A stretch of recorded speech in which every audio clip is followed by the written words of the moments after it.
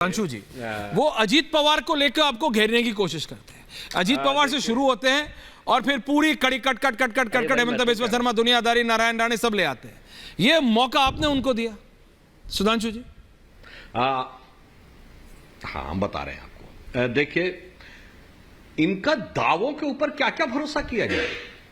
ये जितनी इस समय शिद्दत से और जितनी शरारत से कह रहे हैं हमारी पार्टी के लिए कि ये भ्रष्ट हैं, ऐसी शिद्दत शरारत से तो आपने कहा था अरुण जेटली जी के बारे में, फिर जाके अदालत की चौखट पे लेट के माफी मांगी। ऐसे ही नितिन गडकरी जी के बारे में बोला था, ऐसे ही कपिल सिब्बल जी के बारे में बोला था। तो आपकी क्या दावे भरोसा किया जाए? अभी आप बोल रहे थे कि कैसे रंगत बदलते हैं और किसके साथ रहते हैं। आप तो वो थे कि राजनीति में नहीं आएंगे, ऐसे ही दावा कर करके कहा था, आ गए। फिर कहा सारी संसद चोर है, अब संसद में पहुंच गए। कसम खाते हैं कि कांग्रेस का साथ नहीं लेंगे, और पहली सरकार ही कांग्रेस के साथ मिलकर बनाई। और उसके बाद आज तो कांग्रेस के पूरे दामने रहमत में आ गए, पूरी तरीके से जिनके खिलाफ भ्रष्टाचार के आरोप लगाए थे उनके साथ आ गए। एक कहावत होती है जिसे शब्दशः ना लिया जाए, एक कहावत होती है कि साधु से पानी से पानी मिले, मिले कीच से कीच। मैं कैविएट के साथ बोल रहा हूं, शब्दशः न लिया जाए, पर इनके ऊपर लागू होता है कि पानी से पानी मिले, मिले कीच से कीच, और साधु को साधु मिले, मिले नीच को नीच। तो भैया पहले ही 2 महीने में तो सरकार बना ली थी जाके। तो आपकी क्या दावों में भरोसा किया जाए जो आज आप कह रहे हैं? ना आपको न्यायालय पे भरोसा है, ना व्यवस्था पे भरोसा है, ना किसी चीज पे, ना अपनी बात पे भरोसा। चलिए कोई बात नहीं, आज ये कह रहे हैं दबाव में कर लिया गया ये वो, तो आज ये कह दें झा साहब कि केजरीवाल जी का ये कहना गलत था, बचकाना था, बेवकूफी थी कि आरोप लगते ही इस्तीफा दे देना चाहिए।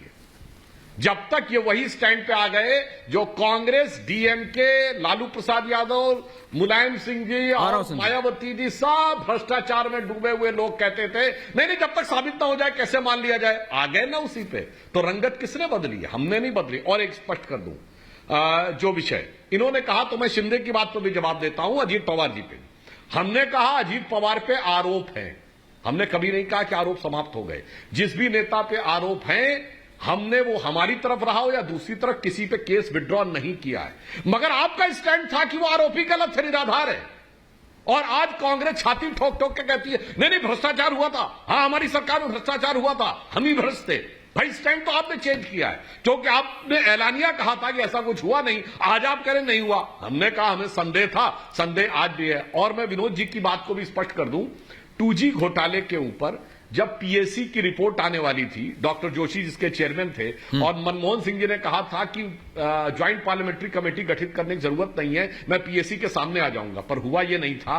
पीएससी की रिपोर्ट सबवर्ट कर दी गई थी, और जिन 3 दलों ने उसमें महत्वपूर्ण भूमिका निभाई थी वो थे सपा, बसपा और डीएमके, और तीनों के खिलाफ केसेस विड्रॉ हुए थे। और जो उन्होंने कहा 2G घोटाले में टाइम फिक्स हो गया, तो मान्यवर याद दिलाना चाहता हूं, जुलाई 2008 में इंडो यूएस न्यूक्लियर डील के ऊपर जब मुलायम सिंह जी ने तत्कालीन मनमोहन सिंह सरकार का समर्थन वापस किया, दिसंबर तक केस विड्रॉ हो गया।